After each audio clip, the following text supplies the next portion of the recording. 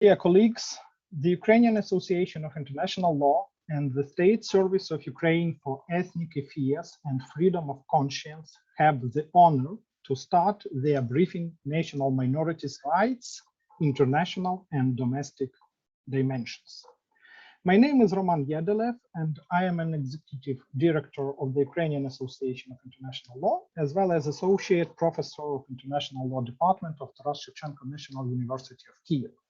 Also, I am a moderator of our today briefing. The briefing is aimed at discussing legal and political issues of national minorities' rights, latest developments in international regulation, the best practices of national legislation in this sphere, as well as trends of Ukrainian legislation on national minorities amendments. A few words about our today way of work and some technical aspects. The briefing is recording.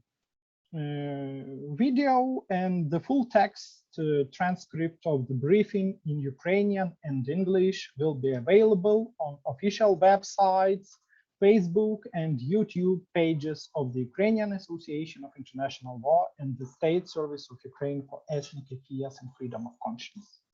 Taking part in the briefing, you give your consent to it. The briefing will consist of the 4 keynote speeches and additional remarks, followed by a general Q&A section, and is expected to last no longer than 2 hours. Since we are living in an extremely quick digital world, preferable duration of the briefing is 80-90 minutes. I'm going to present each speaker separately before her presentation. So now I only name them: Olga Butkevych, Marie Hagsgård, Olivier Vedrin, Andriy Veselovsky, and Victoria Halenchuk. The organizers didn't limit speakers on a topic of their speech, except for a general topic of the briefing: national minorities' rights, international and domestic dimensions. It was done to show that the topic of national minorities' rights is extremely comprehensive, difficult, and has a lot of aspects to be discussed. But today, each speaker will have only 10-15 minutes to present, preferably 10 minutes, but in any case, no longer than 15 minutes. So sorry if I interrupt. About the Q&A section, I invite every participant to send questions to the general chat during presentations of our speakers. If you want to ask an exact speaker, please indicate her name. During Q&A section, after all presentations and additional remarks, I will read questions from the chat to our speakers. Also, you will have possibility to ask questions orally. Back to the topic of the briefing, I must emphasize its crucial importance for any state in general and for Ukraine particularly. We know that national minorities issues in any state may bring to serious tensions in the society, up to an armed conflict.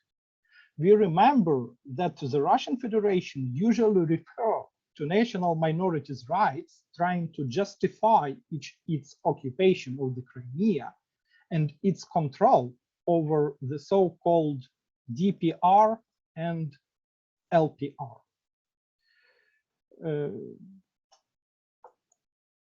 We understand that the actions and such reference of the Russian Federation is absolutely illegal, but it is our task to prove its illegality.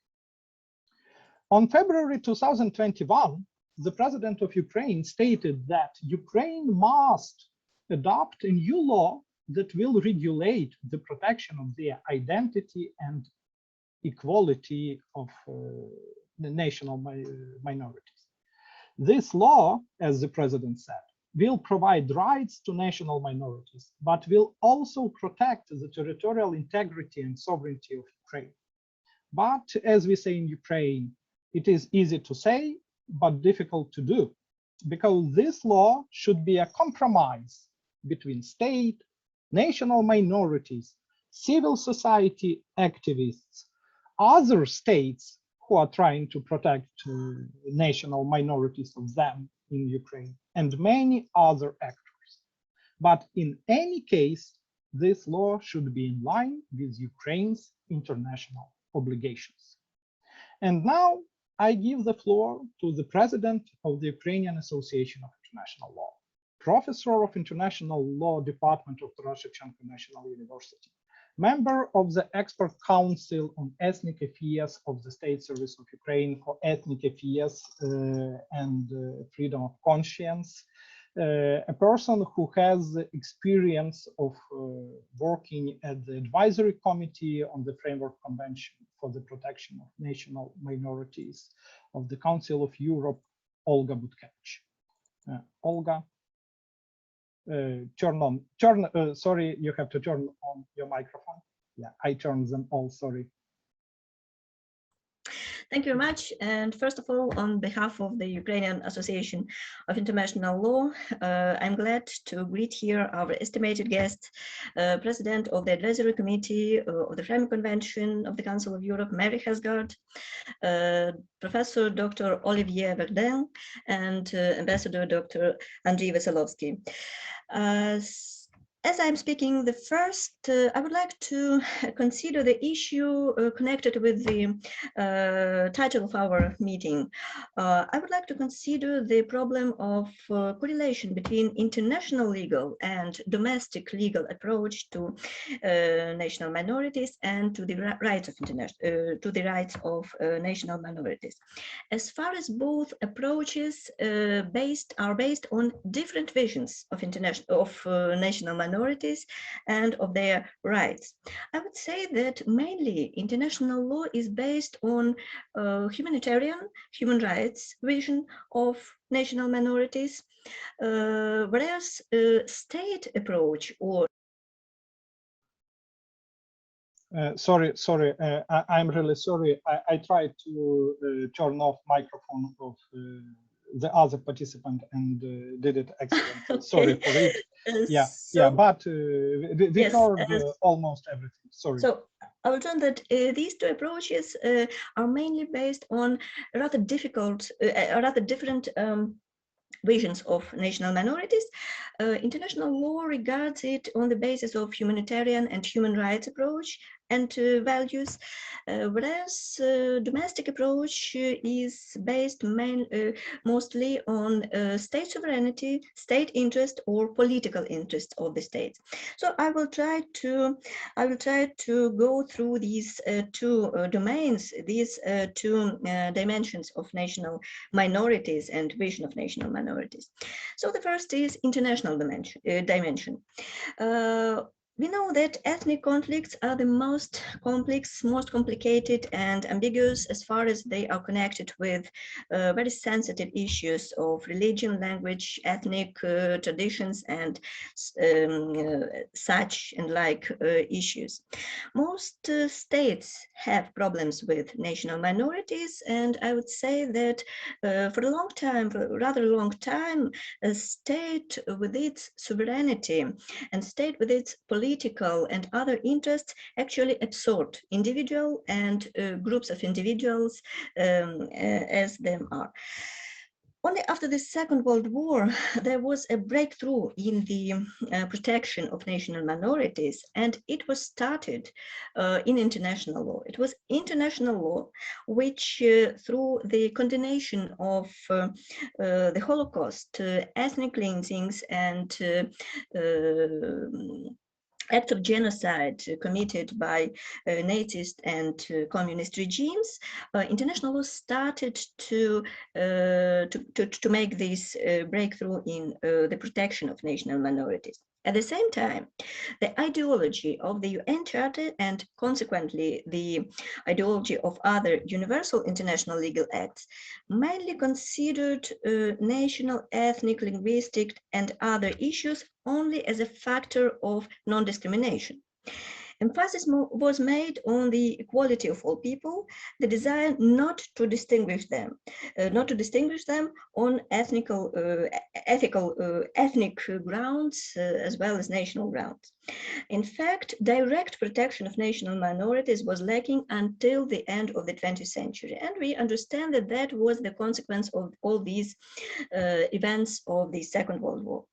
After two world wars of the 20th century, the collapse of the Soviet Union and Yugoslavia resulted also in mass conflicts, as well as including conflicts on national grounds and including ethnic conflicts. As a result, a lot of newly independent states which were formed after these two empires, or after these two, on the basis of these two states, Soviet Union and Yugoslavia, all these newly formed states, they obtained a lot of national minorities on their territory.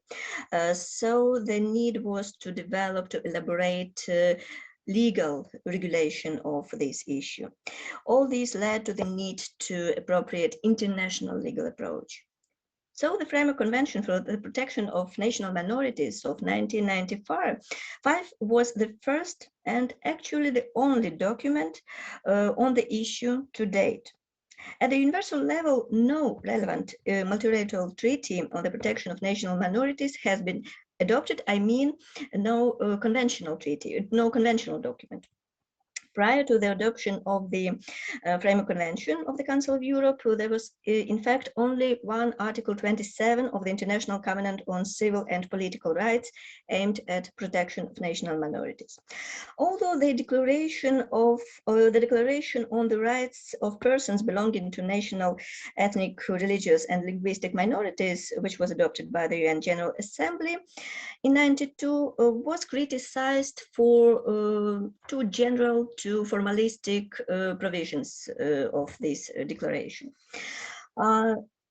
Finally, globalization and international migration, including labor one, raised an issue of protection of national minorities, and today it causes the need for further regulation. So to sum up the international legal approach, I must say that the legal lacunas, as well as the absence of normative definition of the term national minority, caused that international protection of national minorities covers several groups of people, and it falls into the following categories. These are ethnic or pure national minorities. These are linguistic, religious minorities, and indigenous peoples. So now I would like to go to domestic level, or to national dimension of protection of national minorities, which is much more complicated than international one. Even now, the rights of national minorities are often considered by states, and as well as by public in general, public of the states in general, as so-called cultural rights. The rights to one's own language, research and study of one's culture, history, creation of artistic groups, national cultural centers, and etc. However, we understand that this is an extremely simplified and narrowed approach. The rights of national minorities include the whole range of human rights, including property rights, social, labor, and all other rights, which we can see from international legal dimension, international legal level of regulation of these issues. On the other hand, the rights of national minorities are often associated by the states and governments with the right to self-determination. And here, I would say that purely political speculations are also possible here. Such speculations, for example, as opposing the right to self-determination to the principle of territorial integrity of states. But even this reproach is demolished by international legal provisions. For example, the Framework Convention for the Protection of National Minorities aims to ensure comprehensive self-determination of national minorities. However, its provision in Article 15 states that it is about inclusiveness. It's about the duty of the state to involve representatives of national minorities in governing the state. So the even the lack of representatives of national minorities, according due to the wording of the convention and according to the practice of its implementation, is regarded as not consistent with with this practice and with this convention. So here we see that we are talking about self-determination within the state. As for me, on my opinion, self-determination, the principle of self-determination is not limited to creation of one's state, and even our creation of independent state, people did not finish their way on the implementation of their the principle of self-determination, as far as it also included self-determination on legal, political, and other ways of development of the state, of even of independent state, but that is something else. And here I would like to return to this question of state and etatist and national or domestic vision of national minorities and their protection. It is also about correlation of international and municipal vision of national minorities when we speak about what the rights of national minorities are, whether they are individual rights or collective rights. The question whether these rights are individual or collective is very important in order to see these two approaches or two visions, international one and domestic one. According to some researchers, for example, Thornberry, the Article 27 of the mentioned International Covenant on Civil and Political Rights is of a hybrid nature, and it lays down rights of national minorities in both collective and individual terms. In drafting of another document, the Framework Convention of the Council of Europe, the Framework Convention for the Protection of National Minorities, representative of the United Kingdom Monroe suggested that these rights should be considered as an individual right in individual sense, namely, instead of words national minority, to use the term persons belonging to national minority, which was adopted in this convention. And thus the individual nature of the rights of national minorities was clearly established. And that was completely in accordance with the state vision. I can say that when the question arose about the protection of national minorities in the second half of the 20th century, states treated with care national minorities as groups that could claim succession, and states usually were afraid of separatism. Therefore, they were quite willing to consolidate the rights of national minorities as individual rights. This has both advantages and disadvantages. For example, individual protection of a right was more effective, and it could be protected through international judiciary. On the other hand, a number of rights belonging to the group as a whole were lost. Today, in international practice, there is a tendency to combine these two approaches and to see rights of national minorities, to consider rights of national minorities both as individual and collective rights. Here we also may go to the interaction of international and national dimensions of protection of national minorities. Today, international law imposes two complementary requirements on states. The first is support for national identity of national minorities. The second is the promotion of the effective participation of persons belonging to national minorities in all spheres of public life. So on the one hand, we have the prohibition of assimilation. On the other hand, we have the need and the obligation of states to promote active inclusion of national minorities into the public life.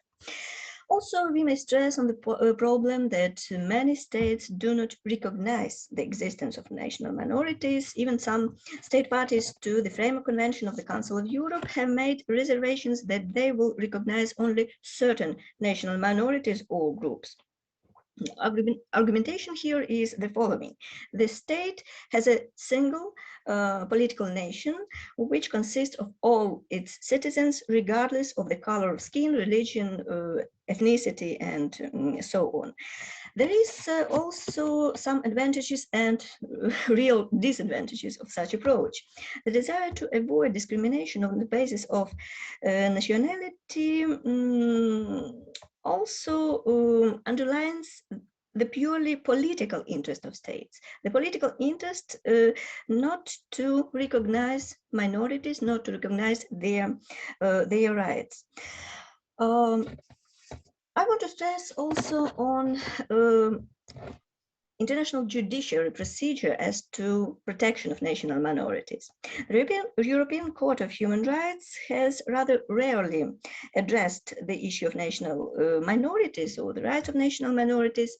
However, decisions directly related to the rights of national minorities have recently become more frequent. Here we may indicate some judgments in the cases of Ciubotaru versus Moldova, Molla Salli against Greece, Tashev against Northern Macedonia, and some others. Even judges of the European Court of Human Rights themselves emphasize that this is a gap in legal activism of the court, and more attention should be paid to the issue of protection of the rights of persons belonging to national minorities. So here also we may suppose to see a tendency that this practice of the European Court of Human Rights will expand. So to sum up these two dimensions, or these two approaches to human rights protection and protection of the rights of national minorities, I have two ideas. First is that due to some political and sovereign interests of states, it was international level and international law which was the first to speak about rights of national minorities and to impose to states the need to protect these rights and to elaborate the proper legislature.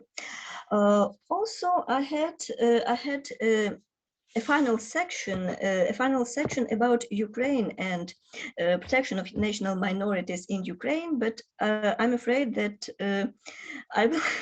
I will use more time as I need. So I will be glad to maybe answer the questions or to touch upon Ukrainian situation during our discussion. So thank you very much for your attention, and thank you. Yeah, thank you, Olga, and thanks for wonderful time management, because only self-limitation may help us to deal to do in a proper way. And thank you for your presentation.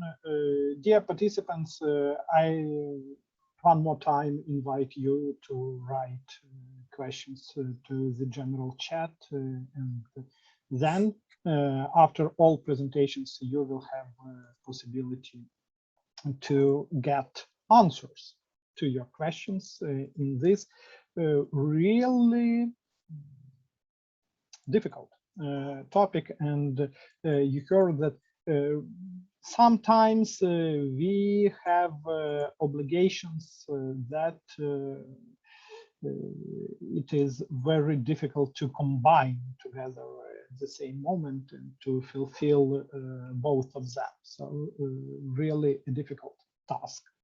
And now we are going to the president of the advisory committee on the Framework Convention for the Protection of National Minorities. And as I have heard earlier, a person who is practically implemented into the issue of national minorities' rights, indigenous people's rights, Marie Hagsgård.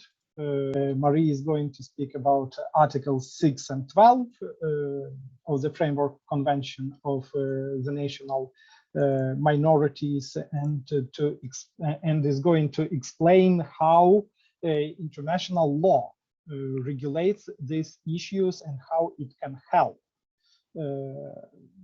states to protect national minorities' rights in a proper way. Marie, you are welcome. Yeah, but you have to turn on the microphone, yeah, because I muted all of you. Sorry for it once more. Yeah, so now we can hear you. Yeah, yes, thank you. Perfect. Thank you very much. Thank you for the invitation.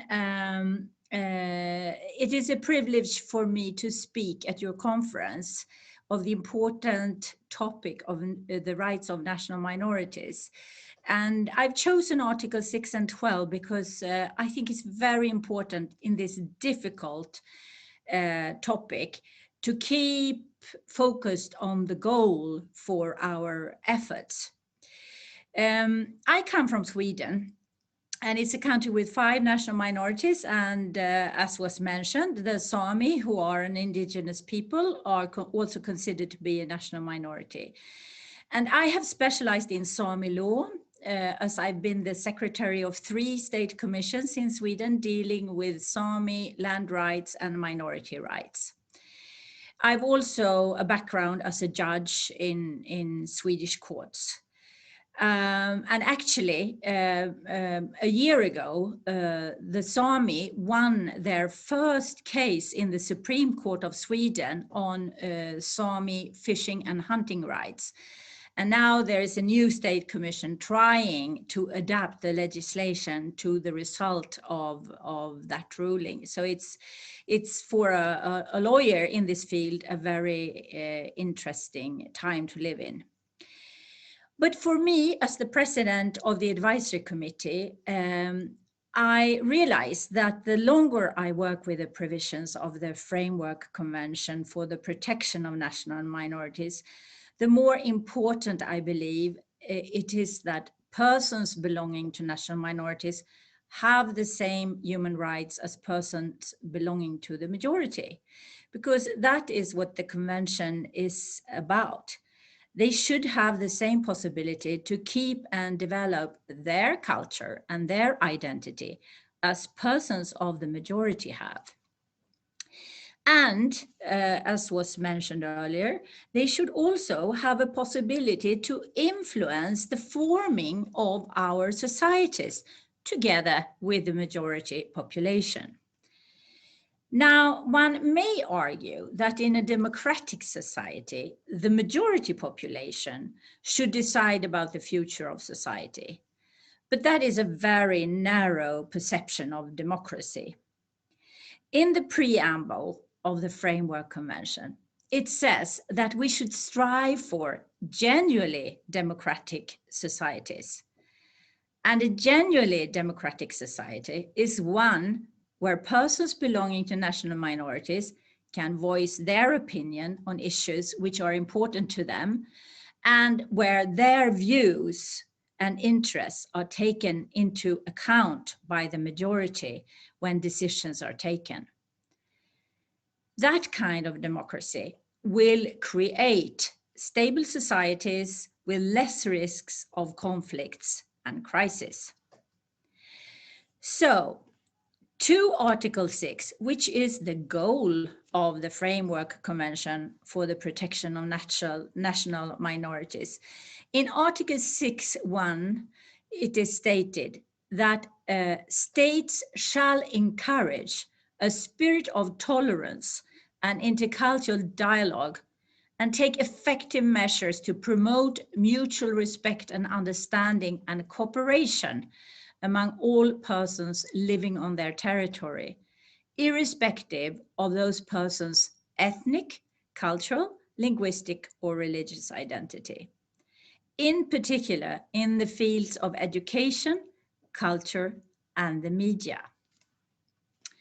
So, the means stated in this article are tolerance and dialogue, and the goal is mutual respect, understanding, and finally cooperation in order to create a good society for all to live in.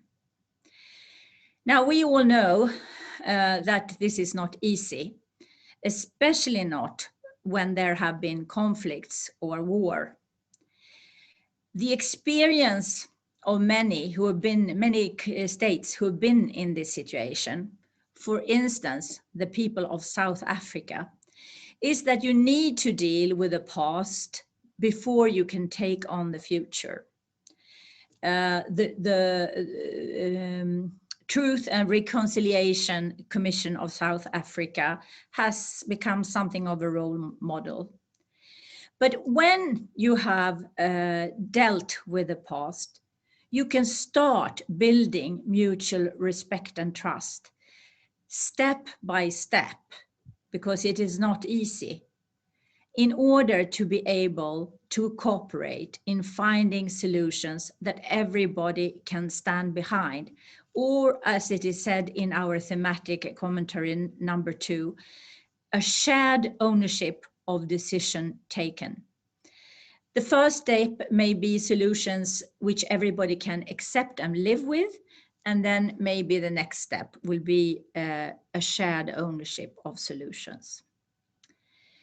So in order to reach this, I also want to point to Article 12, which is about education. There it says in 12.1 and 2 that states shall take measures in the fields of education and research to foster knowledge of the culture, history, language, and religion of their national minorities and of the majority.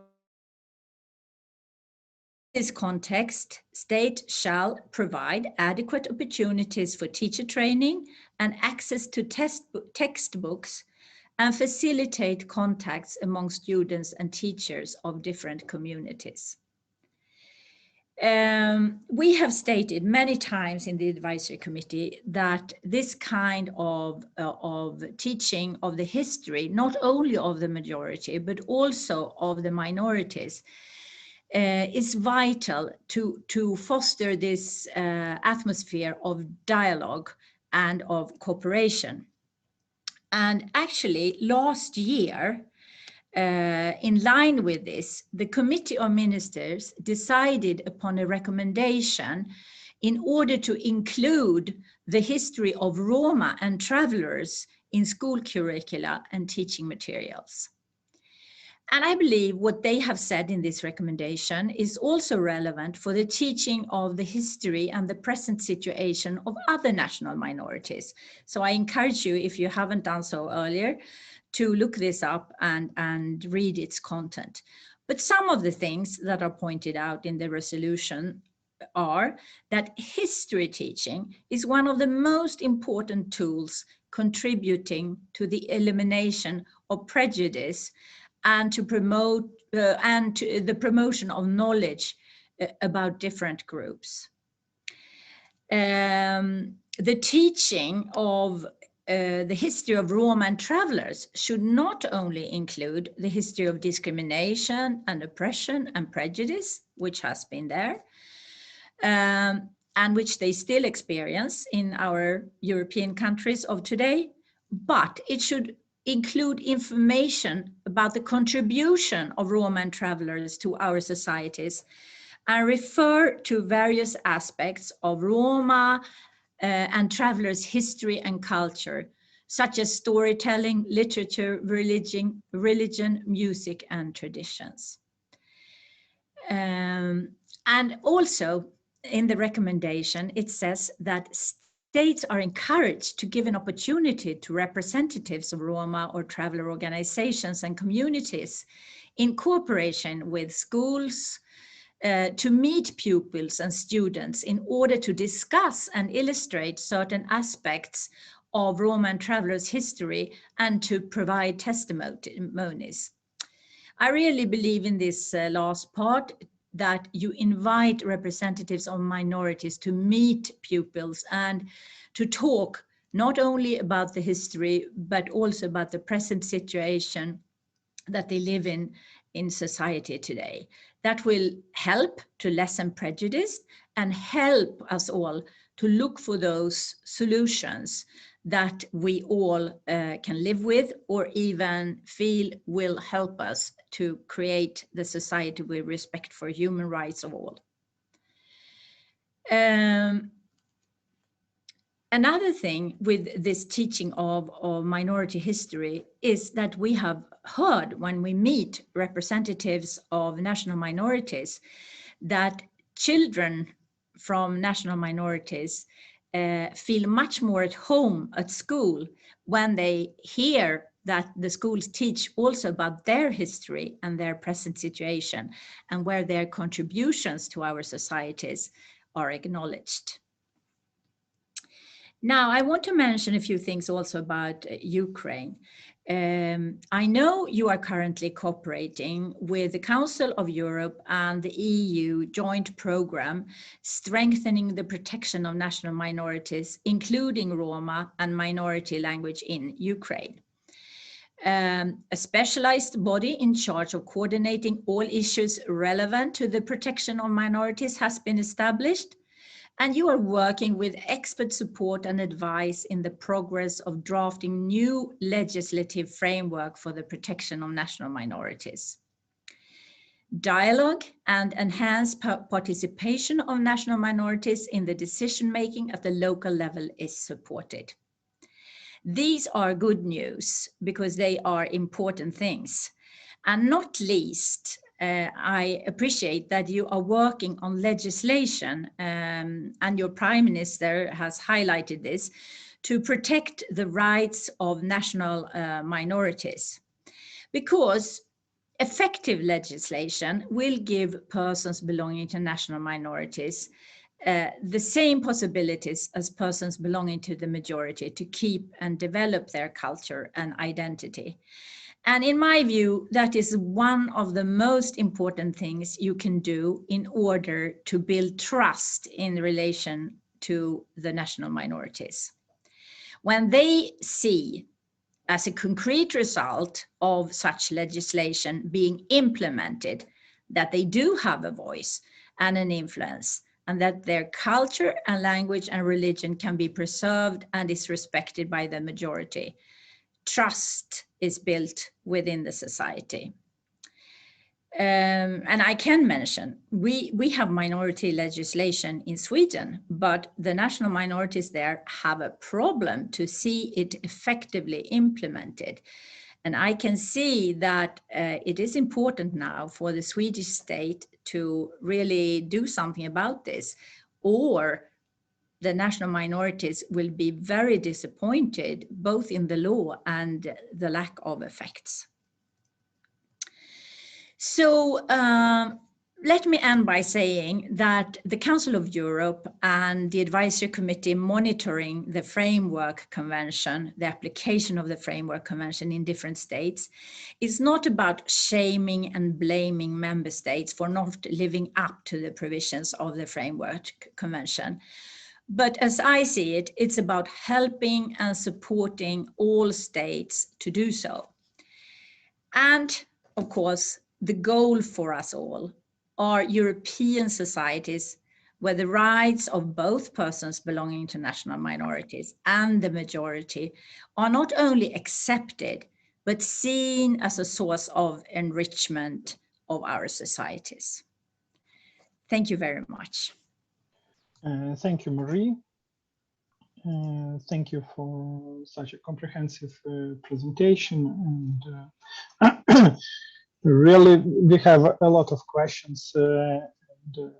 At least I have some of them, and I will ask you at the Q&A section. And thank you for your work and for work of your committee. Academy understands the necessity of your work, and we understand that you really and all monitoring and controlling bodies of the International Convention, they try to help the state to implement its international obligations in a proper way. But here we have few state servicemen, public servants, and sometimes they think in the other way when it's time to prepare a report to your advisory committee, and sometimes it seems like why do we need it, and how to prepare this report. Thank you very much. Could I just add then that the last year, it started when Olga was a member of the committee, we have stressed the importance of follow-up meetings, and that's why I'm in Serbia today. We want to meet with the government, but also with academics and national minorities, and sit around the round table when the recommendations are there, and together discuss how we can implement the recommendations in concrete practical measures to enhance the rights of national minorities. That's one thing. And the other thing is, don't forget, you academics, that you can send shadow reports to the committee the next time the Ukrainian government sends its state report. It's understood, but you see that a shadow report should also be prepared. It's also a part of work. Thank you very much, and we hope to see you in Ukraine soon and to speak personally. Thank you very much. Now we are going to Olivier Vedrin, a person who has and had a lot of positions, and the list of his life and work on the Wikipedia page is simply impressive. So I even don't know how to present you: a professor, a journalist, a friend of Ukraine, or in any other possible way. So I simply give floor to you, and maybe you will say about you a little better than I do. So you are welcome. Merci beaucoup. Merci. Then yes, you have everything on my Wikipedia.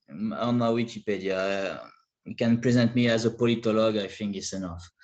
Friend of Ukraine, yes, also.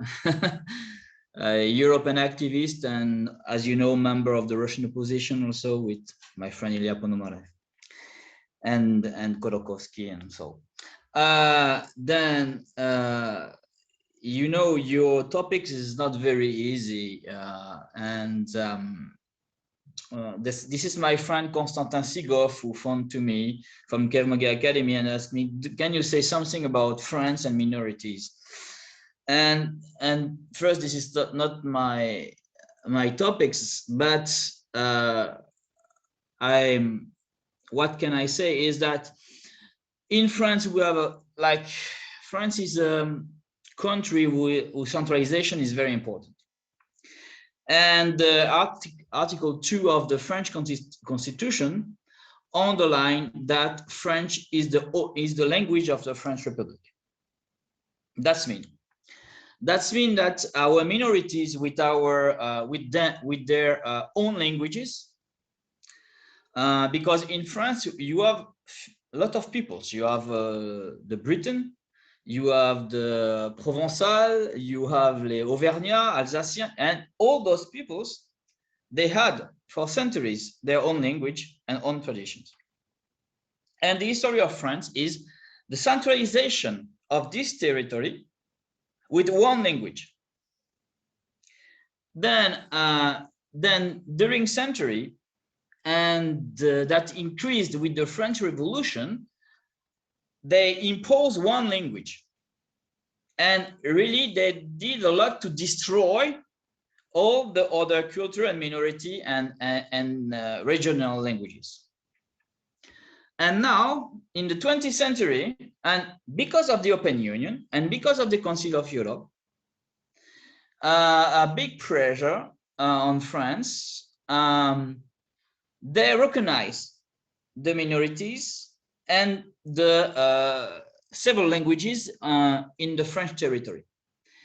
That was a big revolution in we call the Jacobinist way of mind in our elites.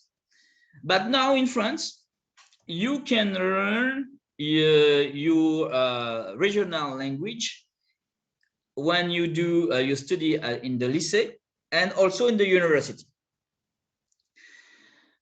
But this is my generation. But the generation of my grandfather, grandmother, they imposed to them to speak only in French because of centralization of the French Republic. Then, but as I say to you, that changed because also about the European Union. Why about the European Union?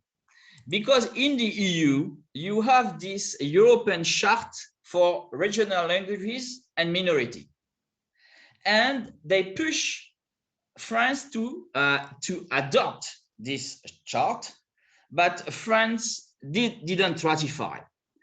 Only France takes some ratify some part of the chart, but not all the chart, because of this heritage of centralization.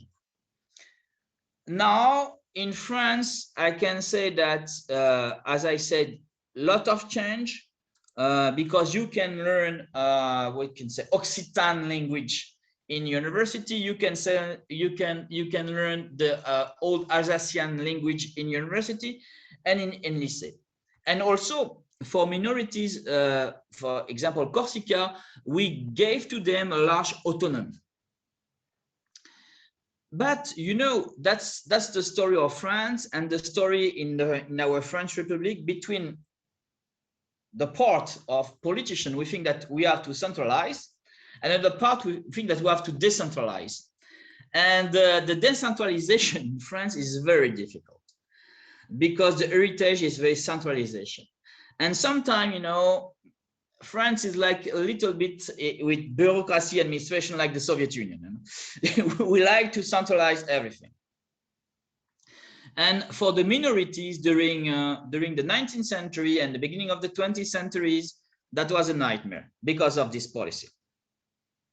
And as I said to you, because after the Second World War, with the construction of the European Union, with the Council of Europe, those minorities and those regional languages were more respected. But in Article 2 of the French Constitutions, you can only have one language, French. And you know also that's very important in an international way, because France has also its own organization, Francophonie. This organization is like a cultural commonwealth, where you have all the former French colonies belong to this organization, and we use French like a tool of diplomacy. Then that's mean the language, the aspect of the minorities is very important in the psychology of French Republic. Voilà. Yeah. Thank you, Olivier, and thank you for an introduction. So why does the French approach to national minorities is as it is? Because really we usually, maybe not usually, but at least sometimes pay attention to the French approach, yeah, with such not ignoring, yeah, but not separating something like national minorities rights from the rights of a human being. And we look at it from the legal point of view. Yeah, we analyze what does it mean in a legal way, yeah? But from such a political, politological way, it was very interesting to hear, and thank you for your presentation.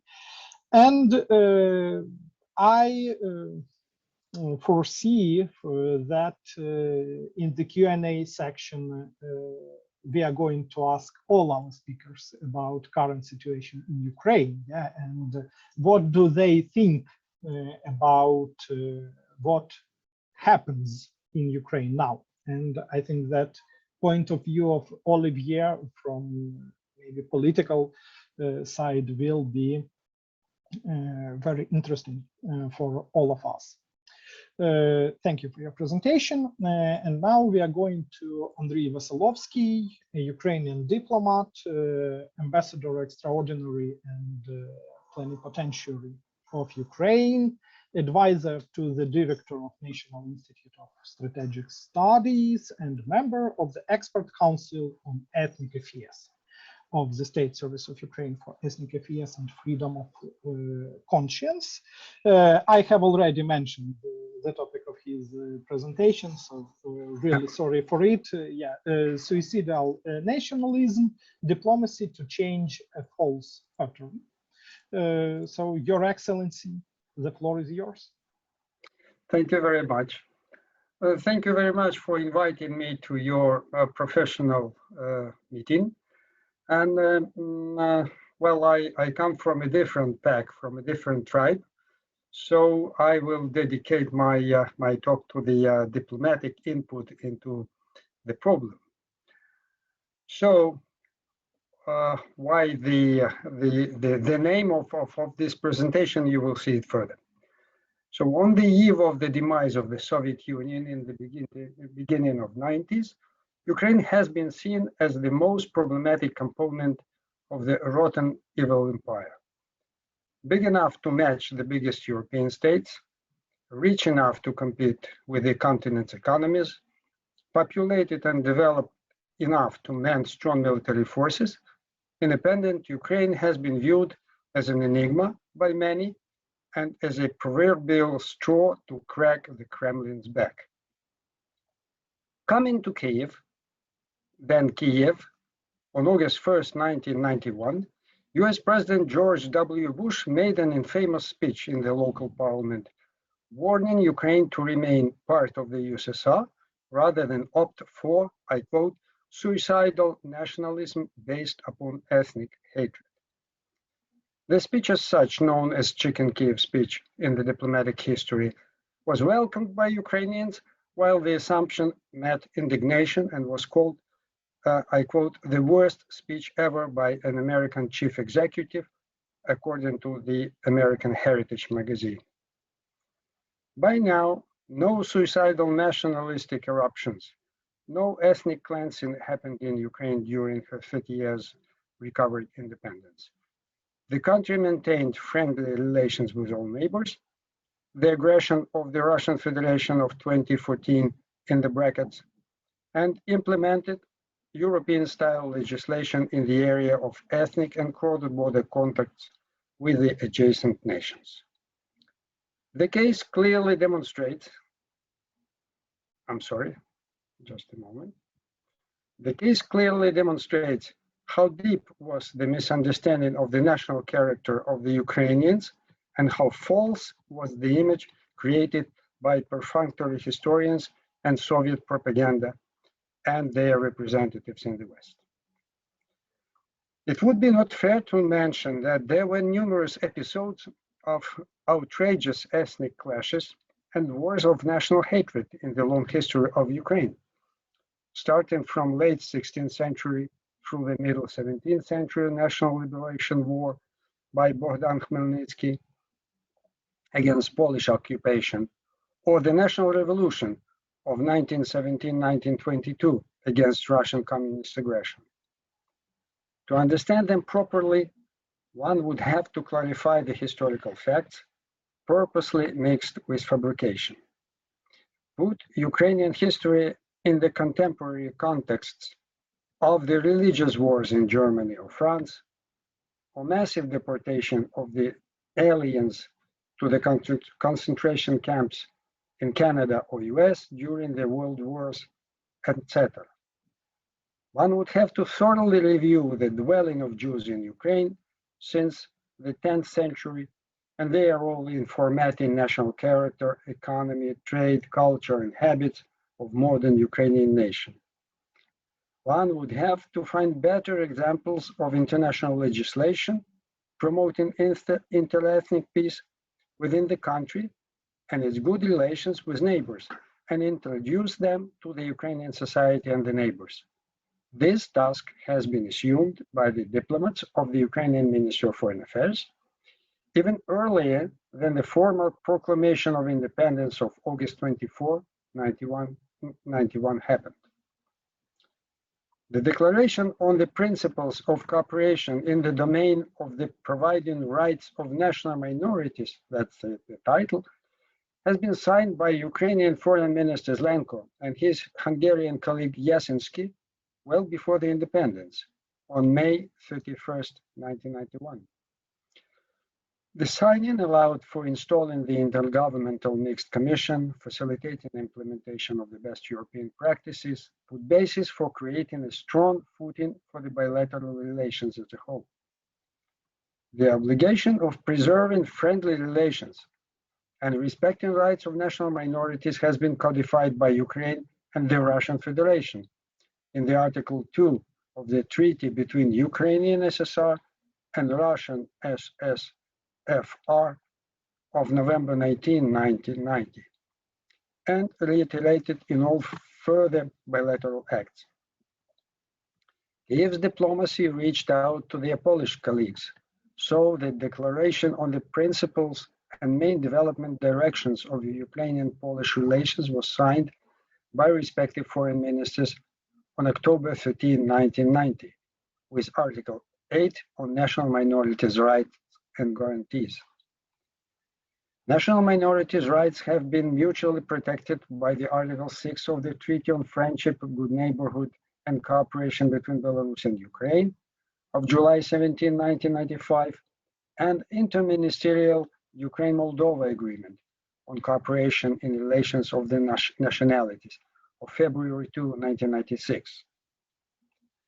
The understanding of mutual respect and free development of the national minorities between Ukraine and Romania, the title, occurred to be the longest story and was agreed only in the 1997 in the form of Article 13, the biggest one in the Treaty on the Relations of Good Neighborhood and Cooperation. The circle of legal acts aimed at the national minorities with the neighbors was a real achievement of the Ukrainian diplomacy. Becoming a member of the Organization for Security and Cooperation in Europe, OSCE, in 1992, and cooperating with its High Commissioner for National Minorities, Kyiv initiated an OSCE mission in Ukraine in August 1994 to support her sovereignty, territorial integrity, and internationally recognized borders, focusing on the situation in the Autonomous Republic of Crimea. This initiative has been made in respect to the territorial claims on the Crimea by high political and military persons in the Russian Federation. The mission successfully implemented its mandate and finished operation in April 1999. With the further amendments of the international legislation on national minorities' rights, the named bilateral documents have been modified or deeply remade, mostly by the initiative of the Ukrainian side. All subsequent ministers of foreign affairs of Ukraine, started from Zlenko to Udovenko to Tarasyuk to Hreshenko and so on, paid utmost attention to the topic, taking into consideration the historical smell about Ukrainians as a destructive, nationalists, and anti-Semitic nation. It is very important to mention why such a smell existed and how it continues to propagate in spite of the clear absence of the nationalistic policy or organized activity or porous legislation allowing national hatred or inequality of the people of different nations, ethnic groups, or religious communities in Ukraine. Historically, being a de facto Polish colony during 2 centuries, or later, the Russian colony in times of the Russian Empire, Ukraine was the territory where classic divide et impera policy was applied in both religious and national aspects. Stuck in the middle between local peasants and foreign landlords, Jews and other minorities were the first obvious victims in times of wars, uprisings, calamities. However, when Ukrainian Ukrainians could form their own authority, things were quite different. Jews made high proportion of the government of the Ukrainian National Republic in 1917, 1922. They participated in the anti-Soviet formations of the Ukrainian insurgent army during the World War II and enjoy great prominence as governors, ministers, prime ministers, and president of Ukraine in time of recovered independence during the last 30 years. The false narrative of Ukrainians being suicidal nationalists, Nazi servants, and anti-Semites come from Moscow sources from the first day of communist dictatorship and didn't change the tune after the demise of the Soviet Union. The same narrative goes about Baltic nations or the Georgians. By doing so, the authorities of the Russian Federation tried to offset the internal policy of Russification brought from the Soviet times in today's practice against small and non-Russian nations in the Urals, Siberia, and Volga region, or the inter-ethnic hostilities in the North Caucasus, or the repression of the Crimean Tatars on the ethnic basis in the occupied Crimea Peninsula of Ukraine. Being responsible towards the international obligations and willing to preserve internal peace and productive interaction between the title nation and the minorities, big and small, as Russians, Hungarians, Poles, Romanians, Crimean Tatars, Czechs, Jews, and others, the Ukrainian diplomatic service is tasked with learning best international practices on the matter, listen to the advices of the respective international bodies, and inform government and the parliament on the way to improve the legislation. Thanks to their efforts, a special project strengthening the protection of the rights of national minorities in Ukraine, which has been mentioned today, organized by the European Union and the Council of Europe, has been launched in 2018. The input of these Ukrainian diplomats in bringing the attention of the country's leadership to the ethnic and religious relations was crucial, especially at the pre-independence period and during the first years of the sovereign statehood, and should not be underestimated. Having been actors in international politics and working with UN and other international bodies, those people knew well the price of ethnic tensions and conflicts and ways to avoid such a scenario for Ukraine. And just to sum up, I would say that nowadays the diplomats of Ukraine continue to play a role in introducing the understanding of the importance of national minorities problematics and strengthening relations with neighbors and solidify national unity to better cope with the aggression by Russian Federation and other challenges of the volatile world politics. So thank you very much for listening. Thank you, Your Excellency. Very in-depth presentation, and really from the point of view of diplomatic service, because really the Ukrainian diplomats, they have a very difficult task, how to reach understanding with neighbor states and how to protect this unity inside Ukraine. So thank you very much. So we had 4 key speeches, but we also have additional remarks. It's something new for the briefings of the Ukrainian Association of International Law, but today we have co-organizers, the State Service of Ukraine for Ethnic Affairs and Freedom of Conscience. And now I give the floor to the analyst of this service, Victoria Halanchuk. Maybe not to sum up our briefing, but to bring our attention to the issues important for Ukraine and for the persons who are responsible by their position to protecting national minorities' rights. Victoria, you are welcome.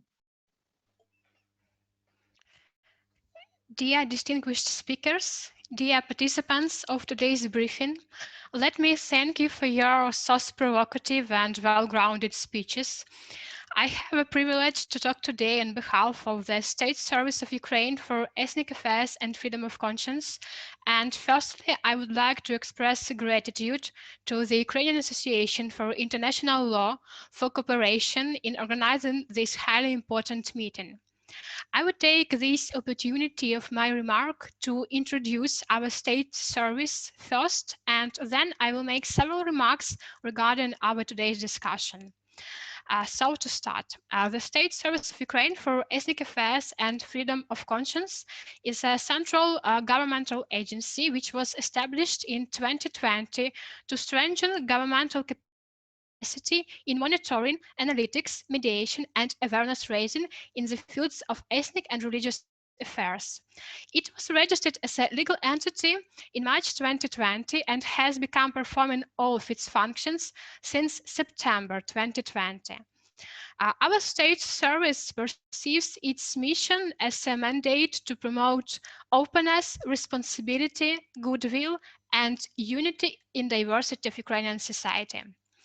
The statute provides our state agency with functions of designing draft legislative acts, communication and exchange between various national minorities, as well as fostering cooperation with kin states of national minorities residing in Ukraine through the Ministry of Foreign Affairs of Ukraine. Besides, one of our aims is to raise awareness within the society and central as well as local government regarding national minority and integration issues. In this regard, we are very thankful to the Council of Europe for providing us with relevant thematic webinars in March this year. The state agency is committed to facilitate communication with persons belonging to national minorities and organizations that promote their interests to ensure that citizens' concerns are heard and they receive sufficient consideration when public policies are developed. Ukrainian legislation is based on the principle of national minority self-identification and promotes equality of citizens. There are over 100 ethnic communities. Throughout 2020 and 2021, aiming to gather opinions and issues from ethnic communities, the State Service has held more than 30 meetings with ethnic communities and established contacts with more than 120 NGOs of ethnic communities. We also work closely with the Ukrainian Cultural Foundation, with the Coordination Center for National Minorities Broadcasting of the National Broadcasting Company, the Crimean House, as well as with the Ministry of Education and Science of Ukraine. These bodies have special mechanisms to support minorities and their activities from the state budget. For example, public funds are committed annually to ensure that there are opportunities for national minorities to learn and to be taught in their native languages. For example, in the current school year, more than 1,700 students are being taught in one of the native national minority languages. Ukraine has also started to implement projects of multilingual education with the support of the Office of the High Commissioner on National Minorities. And well, some successes have been already achieved. Also, it is very important for us to provide sufficient representation of people belonging to national minorities in local governmental level. So that is why there are consultative mechanisms for national minorities at different levels of executive branch. For example, there is a special council of representatives of public associations of indigenous peoples and national minorities of Ukraine at the Ministry of Education and Science of Ukraine. Besides, there are 17 consultative bodies at regional state administration, comprising exclusively of the representatives of national minorities. So this was a little introduction of our state service, and now please let me address today's discussion now. I would like to refer to the 12th activity report of the Advisory Committee of the Framework Convention, which is devoted to the challenges to the democratic societies and minority rights, including the rise of populism.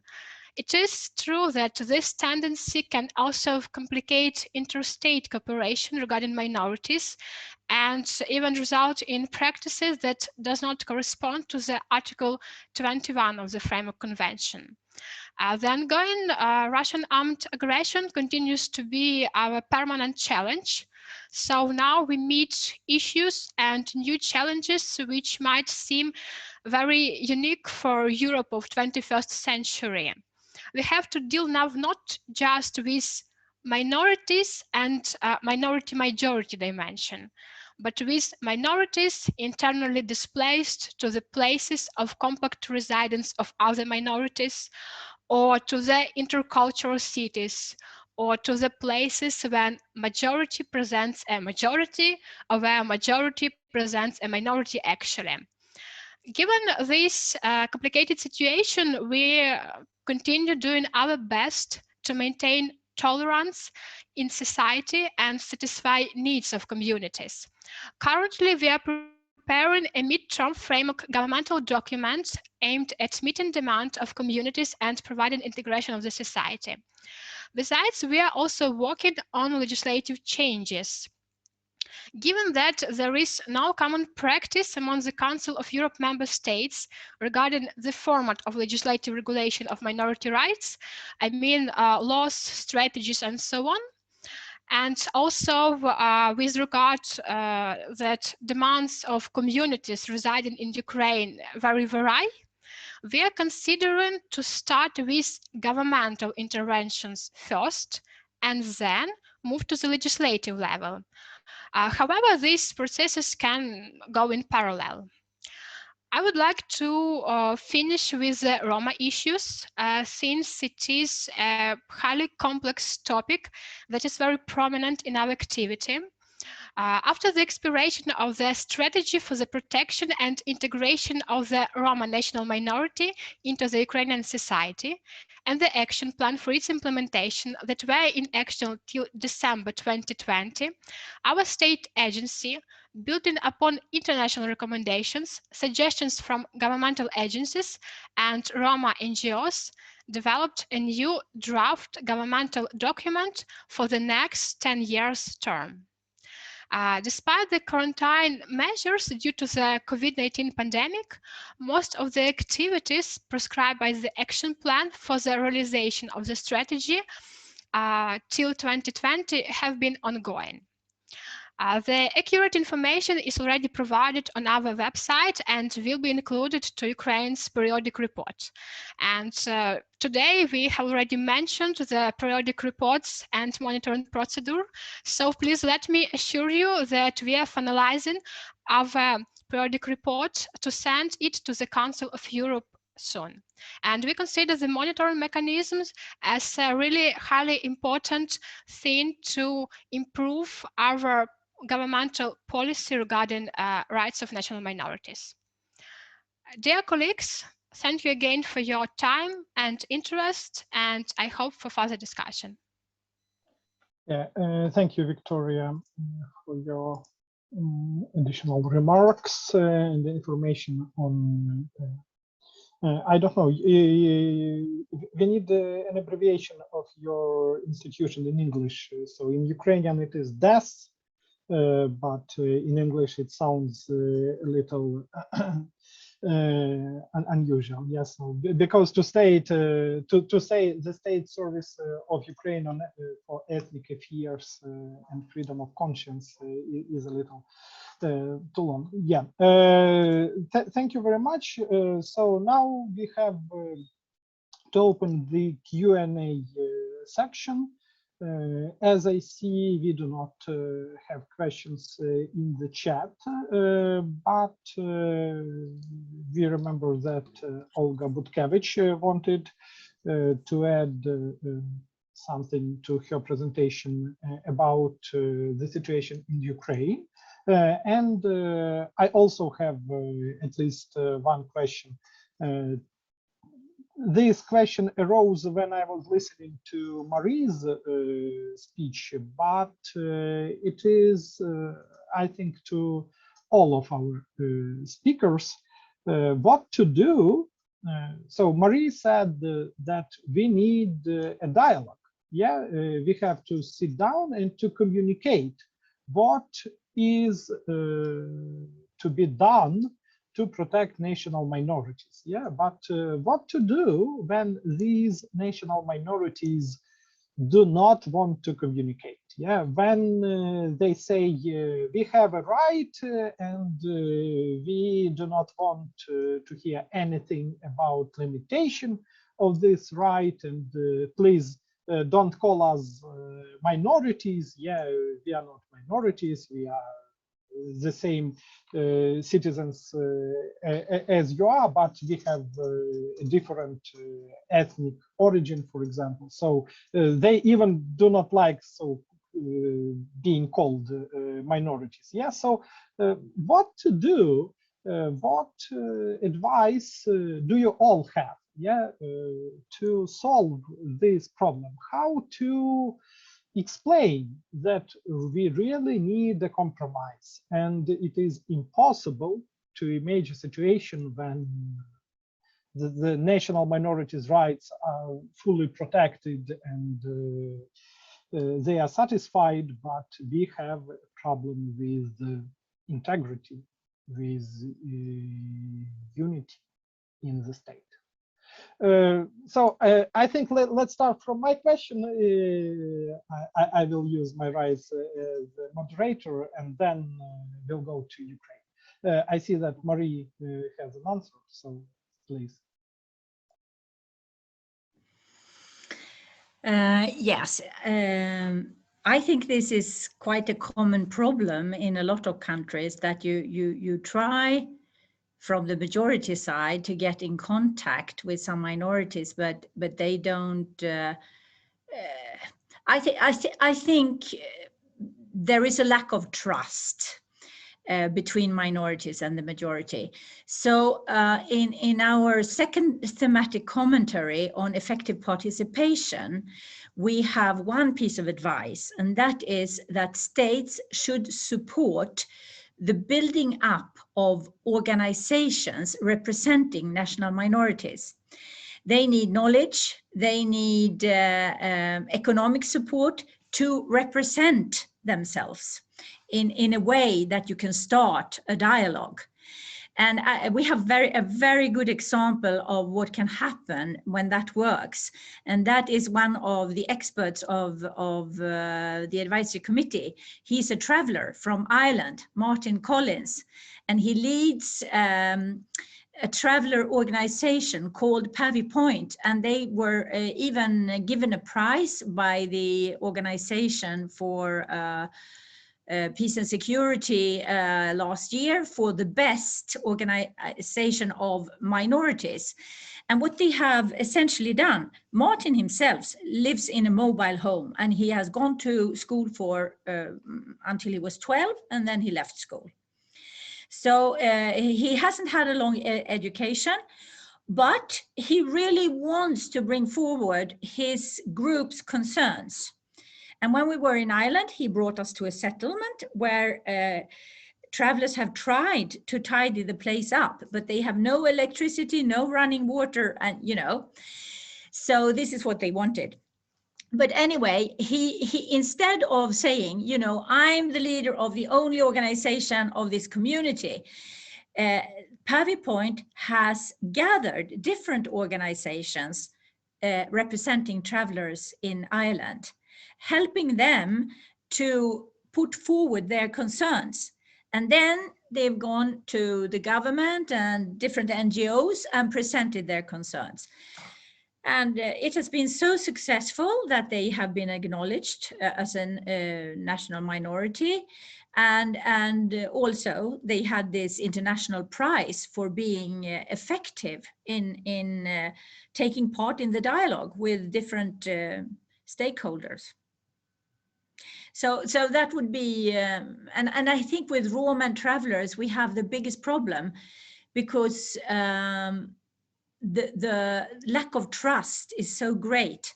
You know, I used to be a judge in the criminal court. So I've had lots of criminal cases where families of Roma come and check out what I'm doing. And then I know that after my court hearing, there is a special court hearing within the Roma community, and that is the important one. So I think it's a lot about step by step building trust and confidence in the dialogue. And then as a next step, you can accomplish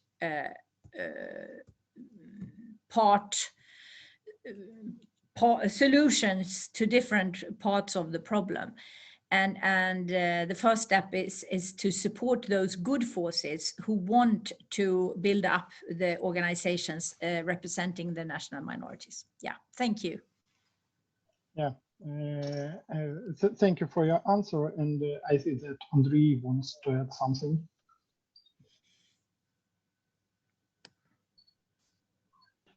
Thank you. First of all, let me say that it was very, very interesting, and especially I paid attention to what Olivier said about the French experience. So we need to clarify that the situation in Ukraine and France is very, very different, because what you call national minorities is not our national minorities. Only so-called Lemki or Rusene in Ukraine can be compared to the French so-called national minorities, because our problematic national minorities are those who live normally in the adjacent countries. So we have here two different groups, and we need to act with them differently and recognize it always. But about the question of Roman, well, I have three good answers. What to do with those who don't want to communicate: diplomacy, diplomacy, and diplomacy. And you have to talk and talk and talk, and always communicate to the others that you talk. Always inform in international institutions and other minorities, and the nation as a whole, that you talk. And finally, the minority understands that everybody knows that they do not communicate. And it's a sort of shameful feeling, which would allow them to change the policy and start to communicate. So diplomacy, diplomacy, diplomacy. Sorry. Yeah, thank you very much for such a brilliant answer. And I'm sure that being a member of the expert council of the State Service for Ethnic FES and Freedom of Conscience, you also do it. Yeah, and thank you very much. Victoria, you want to add something? Am I correct? Yes, thank you. I would like to I try to be short. I would like to share some experience to illustrate this thesis about the power of diplomacy. What our state service has started to do with communities is communication. Due to COVID-19 pandemic and all these quarantine restrictions, we've started regular Zoom meetings. So since autumn and till now, we already held, as I mentioned, like near 30 such of meetings. But actually there is one problem. The first one is trust, because when you talk via Zoom, it's less confidential than you talk with people alive. And the other thing is that we gathered people from one particular community throughout Ukraine. For example, Romanians in west of Ukraine and in other regions of Ukraine. Well, this is a very valuable experience, but we talk only to one community, which is dispersed.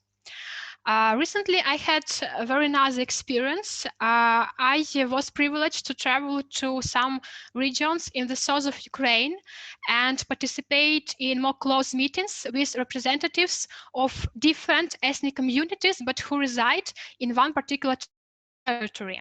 And I can say after such meetings that every community, even if it is a very close community, for example, like Meskhetian Turks, there is always one person who is active and ready to cooperate, and not because this person has some personal interests, but because this person really wants to make something valuable to our community.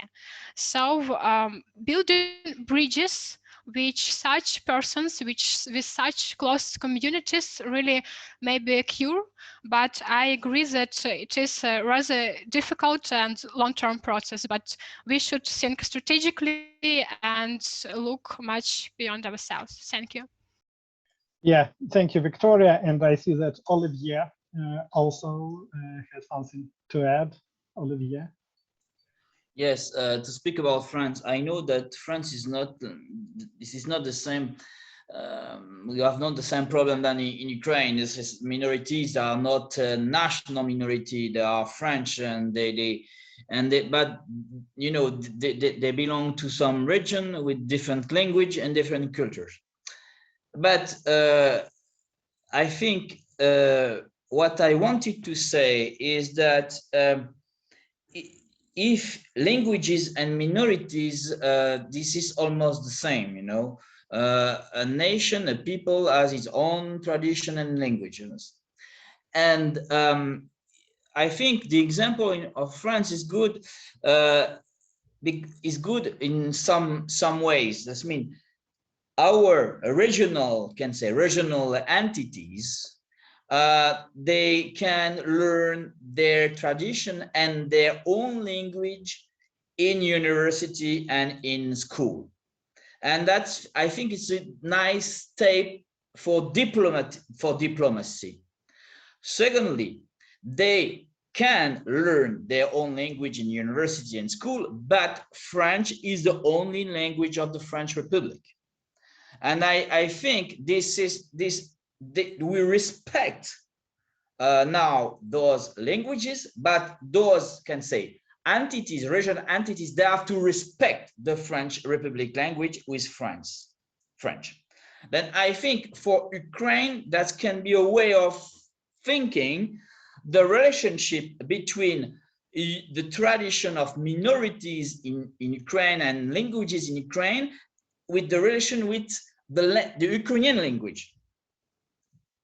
That means the Ukrainian language is not here to break the tradition, and other language is the language of the state, and the state respects the other language. Like in France, you can learn Occitan language in university. And I think this is tolerance, you know. That means this is beginning of diplomacy. And also but you had that before, Crimea had a large autonomy in the Ukrainian nation, and like Corsica in French, they have a large autonomy. Then I think in the past, when Crimea was not occupied by Russia, Crimea, I think, had a large autonomy, and that's they had their own cultures and that. And I think Ukraine, you know how to do that, because they did that with Crimea before. And I think you have everything to be successful, to promote your own language and to respect the other languages in your country. Thank you. Yeah, thank you, Olivier, and thanks to all participants for such a live discussion.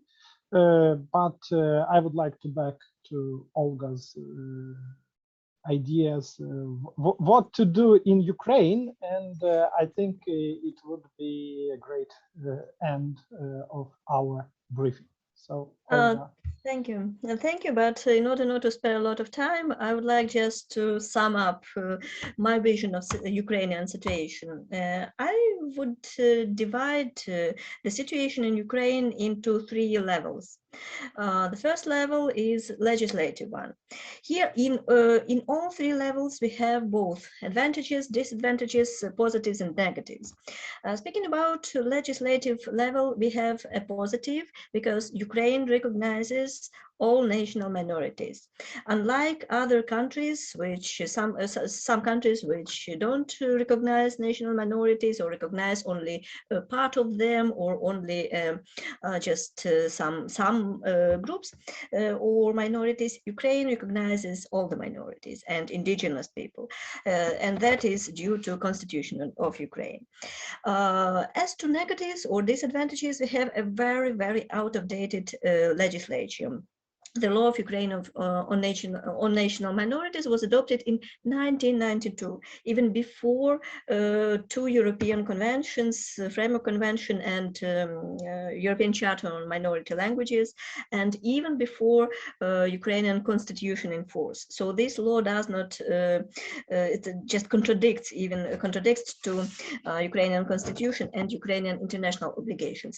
At the same time, I don't think that we have legislative vacuum in this sphere, as far as due to Ukrainian legislature, when there is a lack of national domestic regulation, we may be governed by international provisions and international obligations of our country. So here in this case, we have also both advantages and disadvantages, but sure that new legislature is in time, highly in time. Another level is institutional level. Until 2010, there was the State Committee of Ukraine for Nationalities and Religions. It functioned from 1996. It functioned under different names, but it was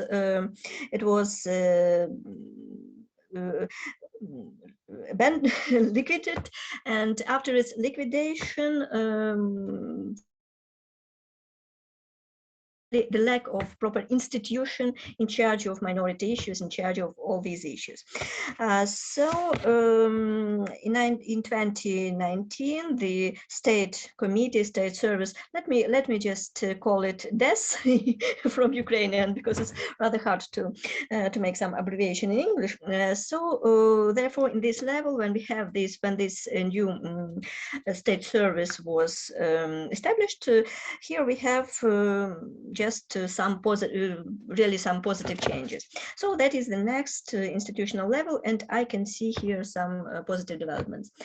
And the third level, I would call it everyday level or social or household level.